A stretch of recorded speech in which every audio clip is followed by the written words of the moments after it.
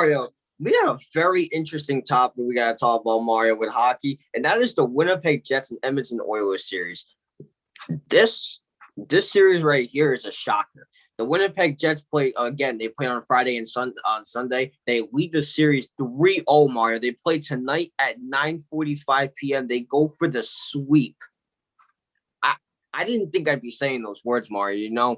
Um, let's talk about the Friday night game. The Jets ended up winning this game 1-0 in overtime. So this was pretty much a defensive game, Mario. The only goal came from Stoussny. He had 1 goal and 3 shots on goals. That goal obviously came from overtime. Andrew Kopp, Tucker Pullman, they both had an assist. Andrew Kopp had 4 shots on goals. And Connor Hellebuck, he had 38 saves out of 38 shots, so he saved everything, Mario. So he did a really good job back there. Now let's go to the Oilers. There's really not much to point out because, I look at them. My goodness, Mario, there was not even 1 assist. And Mike Smith saved 35 out of 36, which is a save percentage of 97 or .972. So this was in Edmonton, Mario. Game 4 is game 3 and 4 are gonna be in those were in Winnipeg. Game 4 is in Winnipeg, and so was game 3. So this was in Edmonton, Mario. So I look at this, Mario, and Winnipeg is just taking the momentum away from Edmonton. Obviously, this was more of a defensive game, so not really a lot of offense going on, Mario. I'll go to the box stats real quick. Winnipeg had 36 shots on goals compared to Edmonton's 38, so it was relatively close there. Face-off percentage, the Jets had 42.6%, and the Oilers had 57.4%. Both teams did not make any of their power plays. Jets had 2 of them. Oilers had 3 of them. Penalty minutes, the Jets had 8, and the Oilers had 6 minutes. Hits, the Jets had 52, and the Oilers had 37. Blocks, the Jets had 22, and the Oilers had 15. Giveaways, the Jets had 13. And the Oilers had 12, and takeaways, the Jets had 9, and the Oilers had 4. So I'll point to a couple things, okay? First of all, for both teams, there's 2 things: 1, power play; 2, giveaways. You got to capitalize on those power plays, especially the Oilers. And I'll get to them in a minute. All right, giveaways. You cannot be giving up that puck. Both teams are basically relatively similar when it comes to giveaways. Again, the Jets had 13 giveaways, and the Oilers had 12. You can't be giving that puck away, and both teams are lucky that this wasn't an offensive score. This wasn't an offensive game.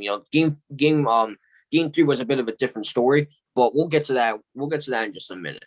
But I look at it here, Mario, and when I look at it, statistically wise, I say the Oilers were slightly better.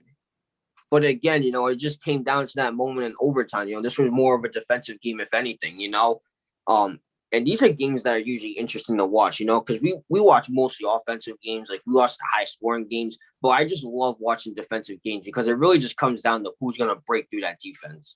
And at the end of the day, the Winnipeg Jets just broke through that defense, and they won in overtime.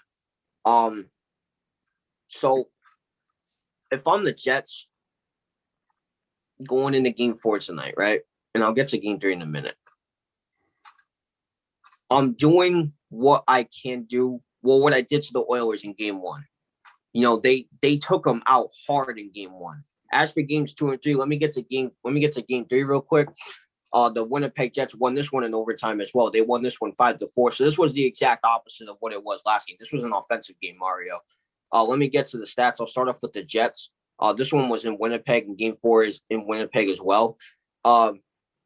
Nikolaj Ehlers, he had 2 goals and 3 shots on goals, so shout out to him. Pierre-Luc Dubois had 2 assists and 4 shots on goals. Josh Morrissey had a goal and an assist and 2 shots on goals.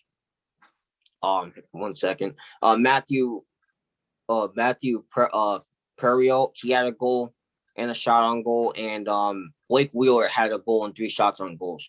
So, Mario, when I look at it, offensively, I did a good job. Connor Hellebuck had 44 saves out of 44 shots, and the save percentage was 91 or .917. Hang on, I want to correct you. So it's 44 out of 48. It was 44 out of 4. Oh, my bad. Did I get it? I probably got that mixed up. My bad. Yeah. Thank you. You're good. Thank you for that. Now let me go to the Oilers. Leon Draisaitl. I did not see that. Draisaitl. These people have some interesting names. I believe it's he had two. It's Draisaitl or it's Draisaitl. I think it's Draisaitl.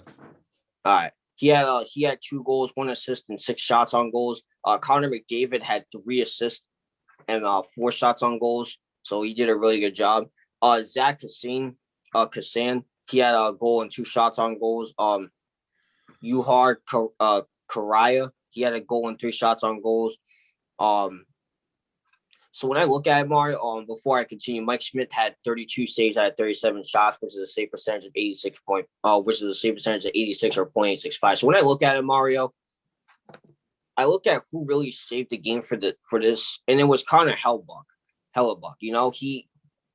Like you mentioned a lot, you're shooting the ball or the puck over 35 times. That's way too much, Let me just go to the box score real quick. I'll get to that.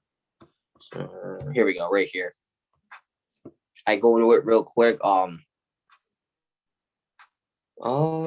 right, here we go. So I look at this game, Mario. The Oilers had 48 shots on goal compared to the Oilers up to the Jets 37. Face-off percentage, the Jets did a really good job with that, Mario. 62.9%. They did a really good job with that. They took command of that. And the Oilers had 37.1% in face-off. Power plays, the Jets made 2 out of 3, so good job to them. And the Oilers only made 1 out of 3. Penalty minutes, both teams had 6 minutes.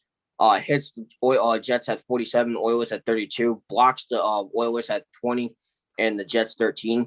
Giveaways, Mario, again, it's not a good-looking one. It's Jets had 15, Oilers had 11. Takeaways, the Jets had 6, and the Oilers had 5. So I look at this, Mario, and it really wasn't an offensive game. It was the exact opposite of what it was in game 2. So I look at it here, right? Obviously, Connor Hellebuck is the one to thank for this game. He saved 44 out of 40. Obviously, one is like, oh, well, he could have done better now. I mean, at the same time, they shot 48 times. Like you said, the defense shouldn't be letting go of that many shots. You should be doing better or, just as good. And at the end of the day, again, this game went to overtime, so it came down to who had that better moment, and the Oilers just had that better moment. Now, going into game 4 tonight, 9:45 p.m., if I'm the Jets, I'm repeating what I did in game 1.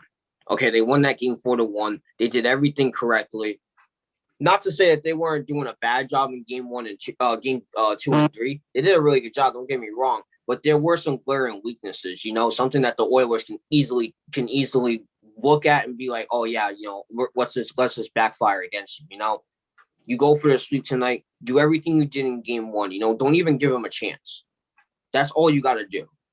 It's been too close these last couple of games. So if I'm the Jets, I'm doing everything I did in that first game. That's it. Not from game 2 and 3. Those were good games. Don't get me wrong. But game 1 was the game that you wanted to be. That was the team that you want on the ice against this Edmonton Oilers team, who are one of the best, who are supposed to be one of the best teams in the league, but they're sure as hell not playing like it. So, with that being said, I wish both teams the best of luck tonight. Again, the Jets go for the sweep tonight in Winnipeg, so that would be really nice to have some bragging rights. So I do wish them the best of luck with that. And again, if I'm the Jets, I gotta be more aggressive. I can't be doing what we've been doing these last couple of games. So, with that being said, best of luck to them. Yeah, Nate, I look at games 2 and 3, okay? And the Oilers are right there. Every single time, they're just right there. They're just losing by a goal in overtime, okay? Mm-hmm. Here's one thing you forgot to mention. This is what really annoys me. There is a guy on the Oilers who had over 100 goals this season, okay? This man has proven to be the best player in the game many, many times, or at least one of the best players in the game many, many times. You might have heard of him, Nate. His name is Connor McDavid. Yeah, I know who he is. Where is your goal? You can score 100 in the regular season, but you can't score one in the playoffs? Come on, man.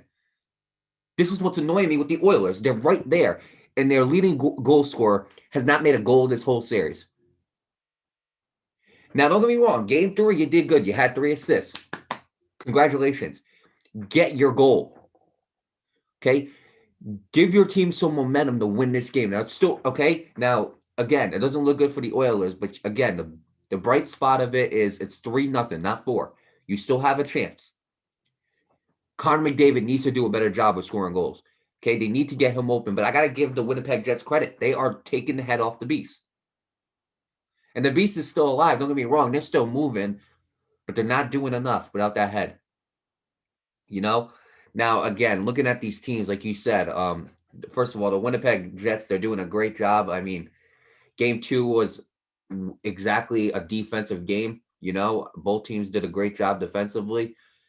But when you're ready to look at it, Nate, when you look at game 4, it was the complete opposite. It was an offensive game. However, at the end of the day, it results in the same factor, which is the Winnipeg Jets winning.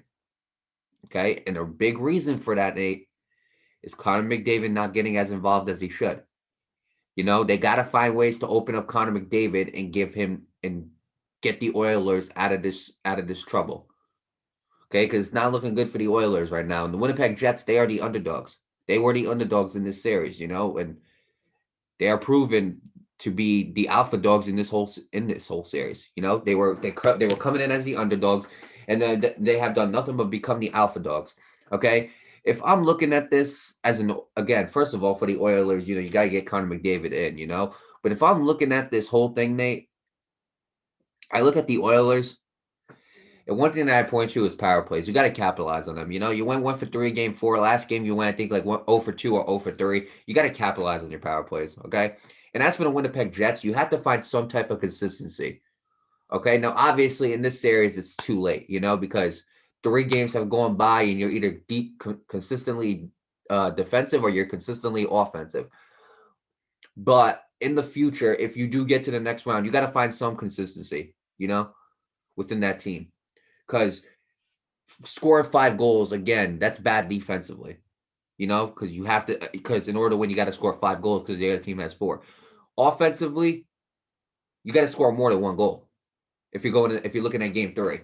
So they got to find some type of consistency, Nate. You know what? And I mean, Hellebuck has been doing a great job. You know, he's been doing a good job. But there's a guy. But again, you took the head of the team of the Oilers, which is Connor McDavid. Great job. And you're doing a great job with that. And it doesn't seem like they have another star, Nate, that they can rely on the Oilers, you know? There are guys who are doing decent, but it doesn't seem like they have another star in that team. So even though you have the formula, right? You've solved the formula. You're not using it to create the product. You get what I'm saying? You're not technically using it to create a more consistent win. If I'm looking at game 4, okay, I'm looking at the Winnipeg Jets going in there, and I need to see them have a dominant game, okay, because you found out the answer to beating this team, and you beat them. I give you credit, but you didn't beat them in the fashion that I expect you to beat them in. You get what I'm saying? Because this team is still in the fight every single game. All right. If I'm the Oilers, Connor McDavid, get involved as the captain. That's all I gotta say. Get involved. Because you're not, and it's hurting this team. And if he does not get involved in game 4, somebody on the Oilers needs to, because this is unacceptable. Okay, you were the leading goal scorer for this team. You had over 100 goals this season. I expect Connor McDavid to get some goals in this series. I don't think that's far stretched at all, Nate. But again, you know, Hellebuck has came in there, done a great job. Mike Smith has done a decent job, but not the job that we expect him to do. You know what I'm saying? So I expect a little bit of better play from Mike Smith as well. And as for the Oilers, you know, you got to find something to win this game 4. You know, the captain needs to get involved and get this team some momentum. As the Winnipeg Jets, you know, I expect more from game 4 than just barely winning. Okay, I want to see game 1. That's what I want to see in game 4. Game 1 right there. That's what I want to see. And if they can do what they did in game 1 for game 4, then I see a sweep. If Connor McDavid can get involved with his team and help them win, I can see the Oilers making some type of run, but they got to do it now. Okay, it's now or never. It's as simple as that, Nate. Every single game for the Oilers is crucial. That's obvious. But here is the time for Connor McDavid to get involved and help his team win. That's all I got to say. So with that being said, to the Oilers and Jets, I wish them the best of luck, and we'll see what happens in Game 4.